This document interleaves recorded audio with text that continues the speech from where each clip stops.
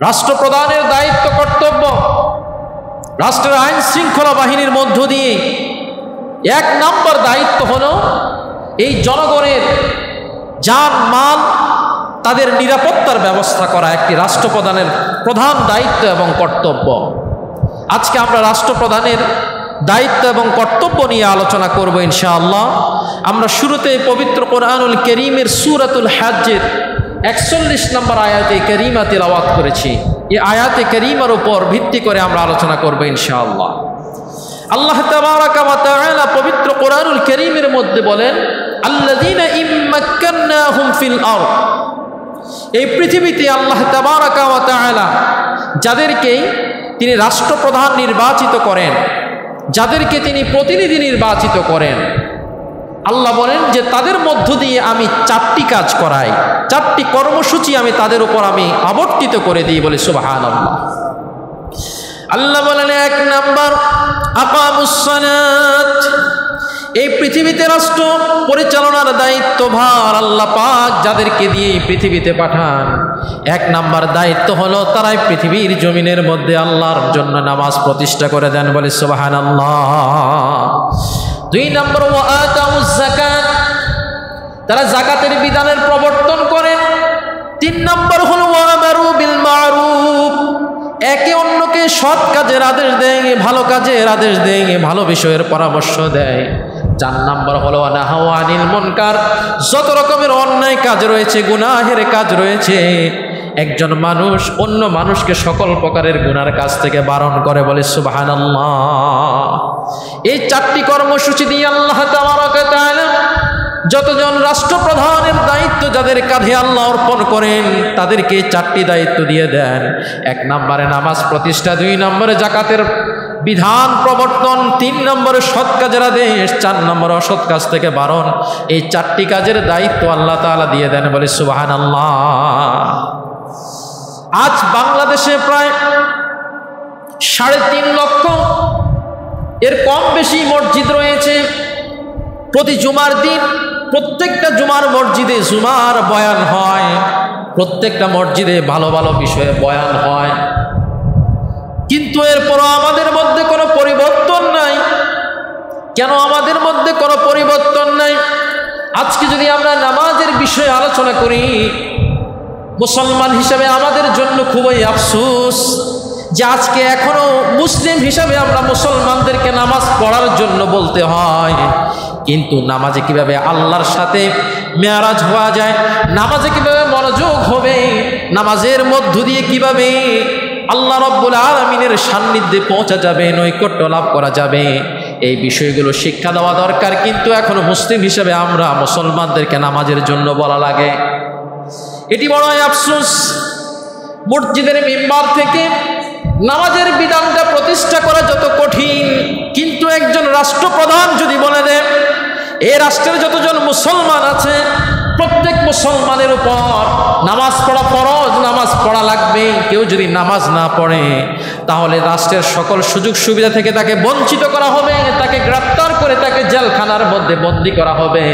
তার জন্য শাস্তির বিধান যদি করে দেওয়া হয়, দেখবেন পরবর্তী ওয়াক্ত থেকে গোটা মসজিদগুলো সবগুলো মুসল্লি দ্বারা ভরপুর হয়ে যাবে। কথা বলেন ঠিক কিনা?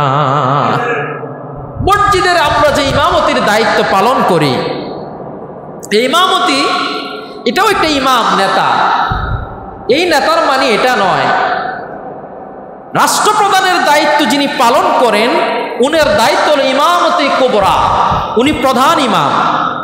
আর মসজিদ কিংবা আমরা যারা সামাজিক দায়িত্ব পালন করি আমরা ইমামতি সুগরা, আমরা ছোট ইমাম।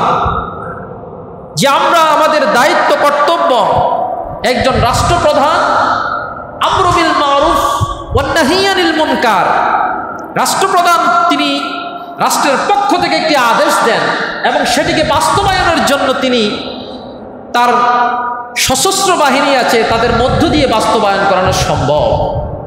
কিন্তু আমরু বিল মারুফ ওয়ান নাহি আনিল মুনকার আলাল উলামা, আলেমদের হলো আলাল লিসান, আমরা শুধু মুখ দিয়ে বলতে পারি, কিন্তু রাষ্ট্রপ্রধানের দায়িত্ব এটাকে বাস্তবায়ন করা। তাহলে রাষ্ট্রের সংসদ ভবন থেকে যদি আজকে ঘোষণা করা হয় প্রধান উপদেষ্টার প্রেস সচিবের পক্ষ থেকে যদি বলা হয় যে যারা মুসলমান আছে 5 ওয়াক্ত নামাজ তাদের উপর পড়া বাধ্যতামূলক, কেউ যদি 1 ওয়াক্ত নামাজ না পড়ে তাদেরকে রাষ্ট্রীয়ভাবে তাদেরকে শাস্তির বিধান করা হবে, দেখবেন যে আগামী ওয়াক্ত থেকে সকলে মুসল্লি হয়ে গেছে। কথা বলে ঠিক কিনা বলে? তাহলে একজন রাষ্ট্রপ্রধানের প্রধান দায়িত্ব কর্তব্য রাষ্ট্রের মধ্যে আল্লাহর বিধান বাস্তবায়নের জন্য, মানুষদেরকে আল্লাহওয়ালা করার জন্য, নেককার করার জন্য সর্বপ্রথম আল্লাহর যে বিধান সেটি হলো নামাজের বিধানটা বাস্তবায়ন করা। বলি সুবহানাল্লাহ, সুবহানাল্লাহ। 2 নম্বর হলো ওয়াতাউজ যাকাত। আল্লাহ যাদেরকে খলিফা হিসেবে পৃথিবীর জমিনের মধ্যে প্রতিষ্ঠিত করেন, তাদের 2 নম্বর দায়িত্ব হলো এই পৃথিবীর জমিনের মধ্যে তারা যাকাত ব্যবস্থার প্রবর্তন করবে। আর যদি পৃথিবীর জমিনের মধ্যে যাকাত ব্যবস্থার সুষ্ঠু বন্টন হতো, তাহলে এই পৃথিবীর এক শ্রেণীর মানুষ উঁচু, আরেক শ্রেণীর মানুষ নিচু, এই ভেদাভেদ থাকতো না। তুখাযু মিনাল আগনিয়া ওয়া তুতা ইলাল ফুকারা, দরিদ্রদের থেকে নিয়ে যখন দরিদ্রদেরকে দিয়ে দেওয়া হতো, প্রতি বছর যদি এভাবে ধনীদের সম্পদগুলো গরিবদের মধ্যে সুষম বন্টন করা হতো, একটি সময় আর পৃথিবীর জমিনের মধ্যে কোনো দরিদ্র মানুষ খুঁজে পাওয়া যেত না। কথা বলেন ঠিক কিনা? আমরা অনেকেই জাকাত ব্যবস্থার যে মূল উদ্দেশ্য, মূল মাকসুদ যেটি, সেটি হলো পভার্টি এলিভেশন, দারিদ্র বিমোচন। জাকাতের মানে এটি নয় যে আপনার উপর সম্পদের উপর আল্লাহ শতকরা 2.5 টাকা হারে যে জাকাতের বিধানকে আল্লাহ ফরজ করেছেন, আমি সেটি অনেক সময় অনেকে লুঙ্গি দিয়ে দেয়, শাড়ি দিয়ে দেয়, অনেকে খাবার দিয়ে দেয় না। একটা দরিদ্র এলাকা, ওই দরিদ্র মানুষগুলোর দারিদ্রতা বিমোচনের জন্য তাদের কি প্রয়োজন? ওই ঘরের মধ্যে দেখতে হবে উপার্জনকারী কোনো লোক আছে কি না, যদি সেই উপার্জন লোকটা কি কাজ করতে সক্ষম কিনা নাকি কাজ করতে অক্ষম। যদি তার জন্য একটা কর্মের ব্যবস্থা করে দেওয়া যায়, তাকে একটা রিক্সা কিনে দেওয়া যায়, তাকে একটা গাড়ি কিনে দেওয়া যায়, যার মধ্য দিয়ে সেটা চালিয়ে তার পরিবারকে চালাবে, একটা সময় আসবে যে আগামী বছর থেকে এই লোকটার আর জাকাতের প্রয়োজন হবে না। কথা বলেন ঠিক কিনা বলেন? যেই ঘরে পুরুষ নাই, মহিলা আছে, তাকে যদি একটা গাভী কিনে দেওয়া হয়, অথবা একটা সেলাইয়ের মেশিন কিনে দেওয়া হয়, অথবা হস্তশিল্পের কোনো কাজের যদি তাকে সহযোগিতা করা হয়, তাহলে সেটা দিয়ে সে তার পরিবারের ব্যয় মেটাতে পারবে।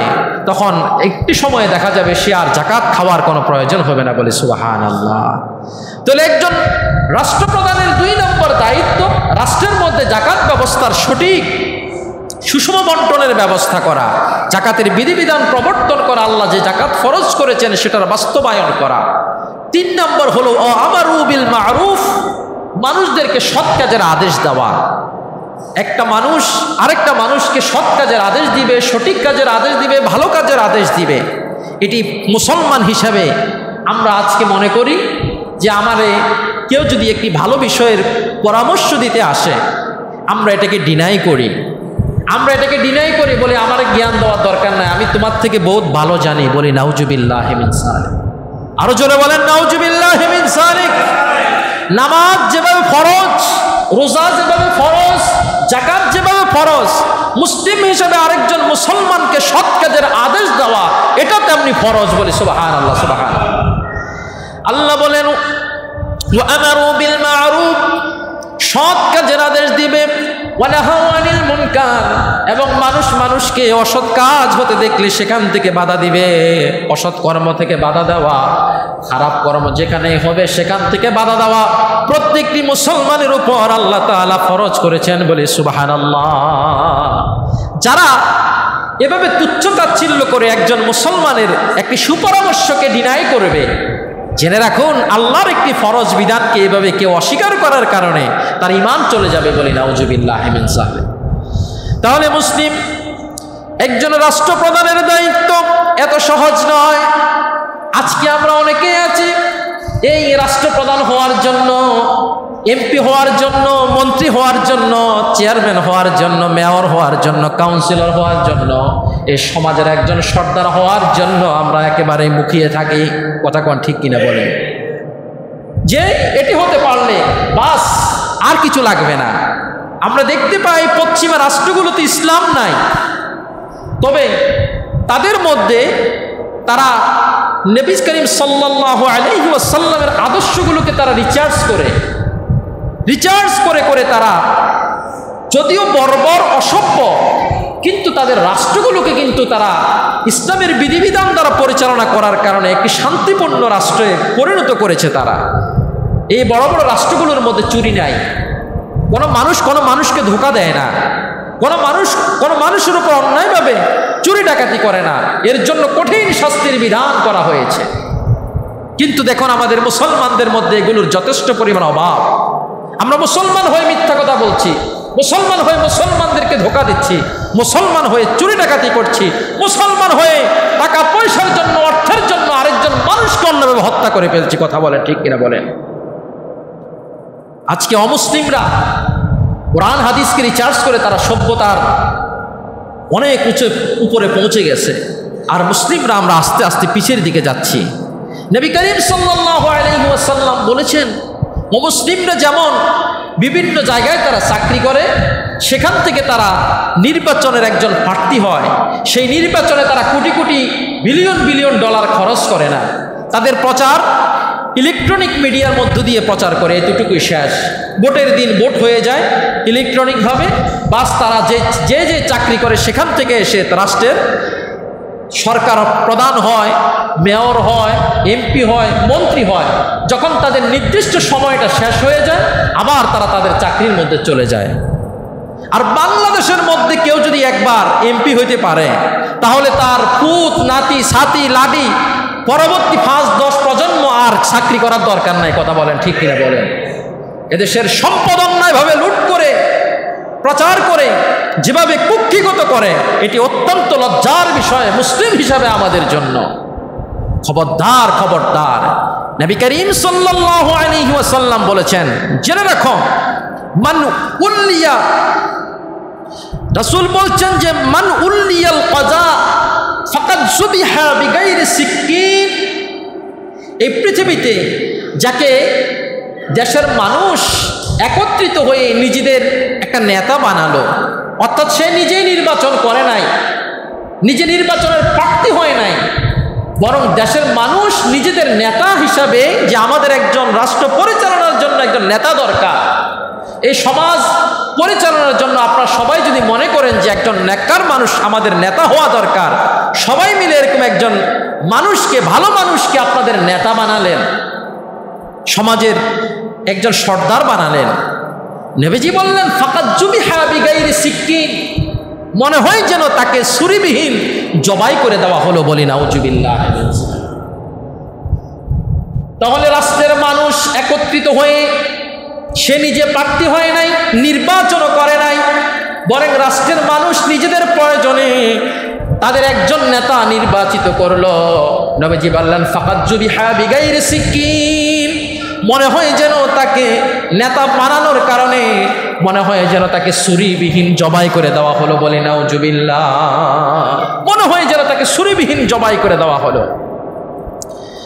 এই হাদিস দ্বারা নবী করিম সাল্লাল্লাহু আলাইহি ওয়াসাল্লাম এই জিনিসটাই বোঝাতে চাইলেন যে একজন নেতার যখন সেই নেতার দায়িত্বভার তার কাঁধের উপর চলে আসে, তখন এই এলাকার গোটা সমস্ত মানুষদের জানমাল, ইজ্জত, তাদের চিকিৎসা, তাদের শিক্ষা, তাদের খাওয়া দাওয়া, সকল কিছুর দায়ভার এই মানুষের কাঁধে চলে আসে। তার রাষ্ট্রের, তার এলাকার একটা মানুষ যদি বিপদে থাকে, তার এলাকার একটা মানুষ যদি টাকার অভাবে, খাদ্যের অভাবে না খেয়ে যদি ঘুমায় থাকে, কষ্ট পায়, এর জন্য কাল কিয়ামতের ময়দানে আল্লাহর কাছে তাকে জবাবদিহি করা লাগবে। সাইয়্যিদনা হযরত ওমর ইবনুল খাত্তাব রাদিয়াল্লাহু তাআলা আনহুর শাসনামল, রাতের বেলায় আমাদের রাষ্ট্রপ্রধানরা, আমাদের দেশের যারা দায়িত্ব পালন করে, রাতের বেলায় তারা নারীদের নিয়ে মসমাজ্জা করে, তারা নেশা জাতীয় দ্রব্য প্রাণের সাথে সম্পৃক্ত হয়ে যায়। কিন্তু পূর্বেকার দিনের খলিফারা রাতের বেলায় নিজেদের বিছনাকে ত্যাগ করে রাষ্ট্রের প্রজা সাধারণের খোঁজ খবর নেওয়ার জন্য তারা ঘর থেকে বের হয়ে যেতেন। হযরত ওমর ইবনুল খাত্তাব রাদিয়াল্লাহু তাআলা আনহু এমনি করে একদিন মরুভূমির মধ্যে বের হয়ে গেলেন। মরুভূমির মধ্যে বের হয়ে হযরত ওমর ইবনুল ইবনুল খাত্তাব রাদিয়াল্লাহু তাআলা আনহুর কানের মধ্যে শিশুদের কান্নার আওয়াজ ভেসে আসলো। তিনি আস্তে আস্তে করে সেই তাঁবুটার কাছে গেলেন, গিয়ে দেখতে পেলেন ওই তাঁবুর মধ্যে একজন বৃদ্ধ মহিলা আর কয়েকজন ছোট ছোট সন্তান। ওই মহিলা একটি পাতিলের মধ্যে কি জানি পাক করছিল আর সন্তানগুলো কান্না করছিল। হযরত ওমর রাদিয়াল্লাহু তাআলা আনহু অনুমতি নিয়ে ভিতরে গিয়ে দেখতে পেলেন ওই মহিলা কিছু পানি আর কিছু পাথর, তিনি সেই পানির মধ্যে পাথর দিয়ে এগুলো তিনি পাক করছিলেন আর সন্তানগুলো কান্না করছিল। হযরত ওমর ইবনুল খাত্তাব রাদিয়াল্লাহু তাআলা আনহু মহিলাকে জিজ্ঞেস করলেন, ও মহিলা, কি ব্যাপার? তোমার সন্তানগুলো কেন কান্না করছে? আর কেন তুমি, পাথর তো কোনো মানুষের খাওয়ার হতে পারে না, তুমি কেন ওই পানির মধ্যে পাথরগুলো সিদ্ধ করছো? তখন মহিলা বলল, ও আপনি কে? আমি আপনাকে চিনি না। আমি ওমর ইবনুল খাত্তাব রাদিয়াল্লাহু তাআলা আনহুর দরবারের দিকে রওনা হয়ে যাচ্ছি। আমি মদিনার অধিবাসী নয়, মদিনা থেকে বাহিরের মানুষ। কিন্তু পৌঁছতে পৌঁছতে আজকে ৩-৪ দিন যাবৎ আমার পরিবারে আমার সন্তানগুলো ক্ষুধার্ত, তাদেরকে খাওয়ার দাওয়ার মতো কিছুই নেই। এজন্য আমি তাদেরকে সান্ত্বনার জন্য আমি পানির মধ্যে পাথরকে গরম করতেছিলাম। হযরত ওমর ইবনুল খাত্তাব রাদিয়াল্লাহু তাআলা আনহুর এই কথা শোনার পরে মনে হয় যেন পায়ের নিচ থেকে মাটি সরে গেল, চক্ষু বেয়ে পানি চলে আসলো। তিনি মহিলাকে বললেন, তুমি একটু ধৈর্য ধরো, আমি যাব আর আসবো। হযরত ওমর চলে গেলেন নিজের দরবারের মধ্যে। গিয়ে তিনি বাইতুল মালের দরজাকে খোলা হলো, সেখান থেকে তিনি রুটি এবং বিভিন্ন রকমের চিনি, লবণ ইত্যাদি নিয়ে তিনি বাইতুল মালের দারোয়ানকে বললেন, এই জিনিসগুলো আমার কাঁধের মধ্যে চাপিয়ে দাও। সুবহানাল্লাহ। বাইতুল মালের দারোয়ান বললেন, হুজুর, এগুলো আমি নিজে বহন করে যাব, আপনি রাষ্ট্রপ্রধান, আপনার এটা বহন করা ঠিক হবে না। হযরত ওমর বললেন, আমার এলাকার মানুষ যদি না খেয়ে থাকে, কাল কিয়ামতের ময়দানে আল্লাহর কাছে আমি কি জবাব দেব? সুতরাং আমার দায়িত্ব আমাকে পালন করতে দাও। ওমরের কাঁধের মধ্যে সেই আটার বস্তাটা চাপিয়ে দেওয়া হলো। তিনি সেটি নিয়ে চলে গেলেন মহিলার কাছে, নিজে গিয়ে পানি গরম করলেন, ওই আটাগুলো দিয়ে খমির বানিয়ে রুটি বানিয়ে তারপর তরকারি পাক করে ওই মহিলার সন্তানগুলোকে 2 উরুর উপরে রেখে হযরত ওমর খানা খাওয়ালেন। সুবহানাল্লাহ। মহিলার চোখ বেয়ে পানি চলে আসলো। মহিলা বলল, এই মদিনার খলিফা যদি ওমর না হয়ে আপনি হতেন কতই না ভালো হতো, তাহলে ওই এলাকার কোনো মানুষ না খেয়ে থাকতে হতো না। হযরত ওমর বলল, আপনি আগামীকাল সকালবেলা ওমরের দরবারে চলে যাবেন, সেখানে আপনি আমাকে দেখতে পাবেন বলে। সুবহানাল্লাহ। মহিলা যখন গিয়ে দেখতে পেলেন ওমর রাদিয়াল্লাহু তাআলা আনহু নিজেই হলেন রাষ্ট্রপ্রধান, তিনি দেখে খুব লজ্জিত হয়ে গেলেন, ওমরের কাছে মাপ চাইলেন। ওমর রাদিয়াল্লাহু তাআলা আনহু তিনি বললেন, আপনার মাপ চাওয়ার কথা না, বরং আমি খলিফা হিসেবে আপনার কাছে ক্ষমা চাওয়ার কথা বলি। সুবহানাল্লাহ। আপনার কাছে আমি ক্ষমা চাওয়ার কথা, আমার রাজ্যের একজন মানুষ না খেয়ে ক্ষুধার্ত অবস্থায় আছে, এজন্য কাল কিয়ামতের ময়দানে আমি রাষ্ট্রপ্রধানকে আল্লাহর কাছে কি জবাবদিহি করা লাগবে, এজন্য আমি আপনার কাছে ক্ষমা চাওয়ার কথা বলি। সুবহানাল্লাহ। আজকে আমরা ক্ষমতায় পেলে নিজেদেরকে অন্য মানুষকে আর মানুষ বলে মনে করে না। কথা বলেন ঠিক কিনা বলেন?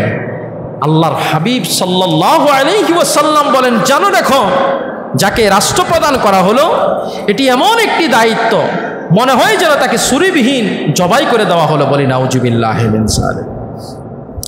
হযরত আবু মুসা আশআরী রাদিয়াল্লাহু তাআলা আনহু থেকে আরেকটি হাদিস বর্ণিত আছে, তিনি বলেন, দাখালতু আলান নবী সাল্লাল্লাহু আলাইহি ওয়াসাল্লাম। আবু মুসা আশআরী রাদিয়াল্লাহু তাআলা আনহু তিনি বললেন, আমি প্রবেশ করলাম, আনা ওয়া রাজুলান মিন বানি আম্মি, আমি এবং আমার 2 চাচাতো ভাই আল্লাহর হাবিবের কাছে আমরা প্রবেশ করলাম। ফাকালা আহাদুহুমা, আমার 2 চাচাতো ভাইয়ের মধ্যে একজন চাচাতো ভাই নবীজিকে বলল, ইয়া রাসূলুল্লাহ, ইয়া হাবিবাল্লাহ, উম্মিরনা আলা বাদিন মা ওয়াল্লাকাল্লাহু আযজা ওয়া জাল্লা। নবীজি গো, আপনি আমাকে কিছু মানুষের নেতা বানায়া দেন। আবু মুসা রাদিয়াল্লাহু তাআলা আনহু তিনি বলতেছেন যে আমি আমার 2 জন চাচাতো ভাই নবীর কাছে গেলাম। একজন চাচাতো ভাই নবীকে বলতেছেন, নবী, যে আপনি আমাকে উম্মিরনা আলা বাদিন মা ওয়াল্লাকাল্লাহ আযজা ওয়া জাল্লা, আল্লাহ পাক আপনাকে যে ক্ষমতা দিয়েছেন সেখান থেকে আপনি আমাকে কিছু মানুষের নেতা বানাই দেন। সুবহানাল্লাহ। এরপরে ওয়াকাল আল আখারু মিসল যালিক, আবু মুসা আশআরী রাদিয়াল্লাহু তাআলা আনহুর আরেকজন চাচতো ভাই এই কথাই বলল, নবী আল্লাহ তো আপনাকে অনেক ক্ষমতা দিয়েছেন, আপনি আমার কিছু মানুষের নেতা বানাই দেন। দুইজন চাচতো ভাই দুই রকম কথা বলল। ফাকালা ইন্না ওয়াল্লাহি লা নুওয়াল্লি হাযাল আমাল আহাদা সাআলাহু, নবী করিম সাল্লাল্লাহু আলাইহি ওয়াসাল্লাম তখন আবু মুসা আশআরী রাদিয়াল্লাহু তাআলা আনহুর দুই চাচাতো ভাইকে বললেন, জেনে রাখো, শুনে রাখো, সেই মহান আল্লাহর শপথ করে বললাম, যারা ক্ষমতা চায় কখনো আমি তাদেরকে ক্ষমতা দিই না, যারা ক্ষমতা চায় কখনো তাদেরকে আমি এই ক্ষমতা দিই না। অথবা আও আহাদান হারাসা আলাইহি, যারা ক্ষমতার লোভ করে নিজেরা নেতা হওয়ার দায়িত্ব দেওয়ার দায়িত্ব আল্লাহ তাআলা আমাকে দেন নাই। বলি সুবহানাল্লাহ, সুবহানাল্লাহ। বরং রাষ্ট্রের মানুষ তারাই নির্বাচিত করবে তাদের নেতা কে হবে। সুবহানাল্লাহ। কোন রাষ্ট্রের মানুষ তাদের ভালো মানুষগুলোকেই তাদের নেতা নির্বাচিত করবে। আবু হুরায়রা রাদিয়াল্লাহু তাআলা আনহু আরেকটি হাদিস তিনি বর্ণনা করেন, তিনি বলেন যে ইন্নাকুম সাতাহরিসুনা আলাল ইমারা, তোমরা ইমারা মানে ক্ষমতার লোভ করো, অথচ ওয়াসাতাকুনু নাদামাতুন ইয়াউমাল কিয়ামা, যারা এই পৃথিবীতে ক্ষমতার লোভ করে, যারা ক্ষমতার দায়িত্বে থাকে, অতি শীঘ্রই কাল কিয়ামতের ময়দানে তারা সবচেয়ে বেশি লজ্জিত হবে, লাঞ্ছিত হবে। বলি নাউজুবিল্লাহ মিন যালিক। আপনি রাষ্ট্রপ্রধান হয়ে যদি রাষ্ট্রের 1 টাকার সম্পদ যদি আপনি আত্মসাৎ করেন, ধরুন বাংলাদেশ, এখানে প্রায় 18 কোটি মানুষের বসবাস, ঠিক কাল কিয়ামতের ময়দানে 18 কোটি মানুষের কাছে আপনাকে ক্ষমা চাইতে হবে। 18 কোটি মানুষের হক আপনি নষ্ট করেছেন। 18 কোটি মানুষ যখন আপনাকে ক্ষমা করবে তখন আপনি মাপ পাবেন, এছাড়া আপনার মাপ পাওয়ার কোনো উপায় নাই। বলি নাউজুবিল্লাহ। সুতরাং ক্ষমতা এত সহজ বিষয় নয়। একজন ইসলামী রাষ্ট্রপ্রধানের দায়িত্ব কর্তব্য 1 নাম্বার এ রাষ্ট্রের মধ্যে আইন এবং বিচার ব্যবস্থার প্রতিষ্ঠা করা। 2 নাম্বার তার দায়িত্ব কর্তব্য হলো একটি রাষ্ট্রের সকল জনগণের নিরাপত্তার বিধান করা। আজকে বাংলাদেশ আমরা দেখতে পাচ্ছি আমরা নিরাপত্তা ঝুঁকির মধ্যে আছি। কথা বলেন, ঠিক কিনা বলেন? আইন শৃঙ্খলার চরম অবনতি, মানুষের উপর যেভাবে বেপরোয়া হয়ে যাচ্ছে, নির্দয় হয়ে যাচ্ছে, মানুষকে অন্যভাবে হত্যা করছে, এর দ্বারা কখনোই একটি ভালো রাষ্ট্র কামনা করা যায় না। একজন রাষ্ট্রের প্রধানের দায়িত্ব কর্তব্য তিনি রাষ্ট্রের সকল জনগণের নিরাপত্তার বিধানকে বাস্তবায়ন করা তার দায়িত্ব কর্তব্য। 3 নম্বর একটি রাষ্ট্রপ্রধানের দায়িত্ব অর্থনৈতিকভাবে উন্নয়ন করা, একটি রাষ্ট্রকে অর্থনৈতিকভাবে সমৃদ্ধ করা। একটি রাষ্ট্র পরিচালনার প্রধান চালিকা শক্তি হলো অর্থনীতি। যদি অর্থনৈতিকভাবে মানুষ ভেঙে পড়ে যায় তাহলে একটি রাষ্ট্রের অবকাঠামো, তাদের উন্নয়ন সব কিছু নষ্ট হয়ে যাবে। আস্তে আস্তে মানুষের জীবনযাত্রার মান এগুলো নিম্ন দিকে চলে যাবে, দারিদ্র্য সীমার মধ্যে পৌঁছে যাবে। সুতরাং একজন রাষ্ট্রপ্রধানের দায়িত্ব 3 নম্বর যে দায়িত্ব সেটি হলো অর্থনৈতিক উন্নয়ন করা। 4 নম্বর একটি রাষ্ট্রপ্রধানের যে দায়িত্ব অত্যন্ত গুরুত্বপূর্ণ সেটি হলো একটি রাষ্ট্রের শিক্ষা এবং সংস্কৃতির বিকাশ করা। আজকে আমাদের শিক্ষা ব্যবস্থা যেটি দেখা যায়, একজন মানুষ সে পড়ল বিজ্ঞানের একটা বিষয়ের উপর, আবার সে বিসিএস দিল, হয়ে গেল শিক্ষা ক্যাডার, বিসিএস দিয়ে হয়ে গেল প্রশাসন ক্যাডার। তাহলে আমরা পড়তেছি একদিকে, যাইতেছি আরেক দিকে।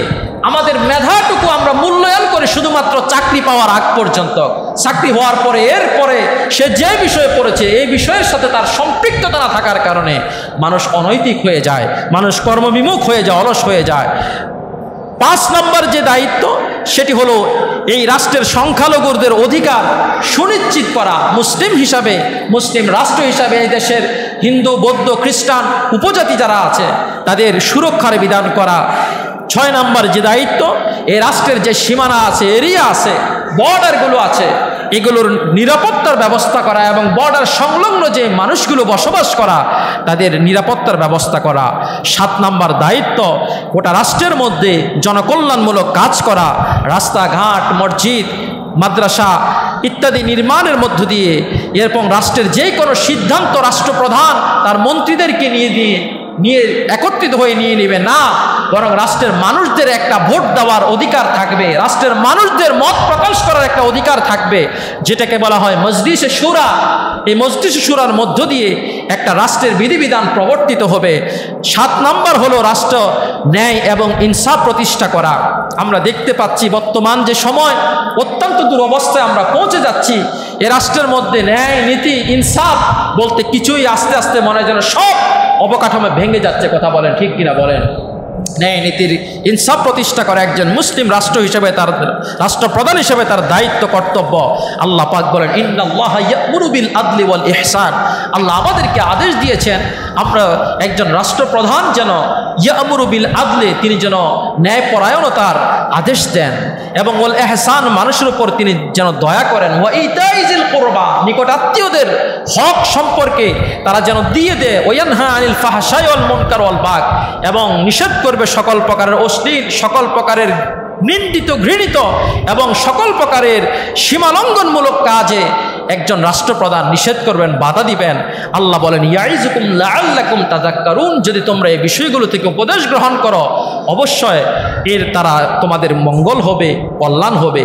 আসুন আমরাও একজন রাষ্ট্রপ্রধান হিসাবে রাষ্ট্রপ্রধানের প্রধান দায়িত্ব কর্তব্য সম্পর্কে আমরা যে বিষয়গুলো আলোচনা করলাম কোরআন সুন্নাহ থেকে, এই বিষয়গুলো আমরা রাষ্ট্রের অধীনে যারা আছি আমরাও এগুলো পালন করার চেষ্টা করি।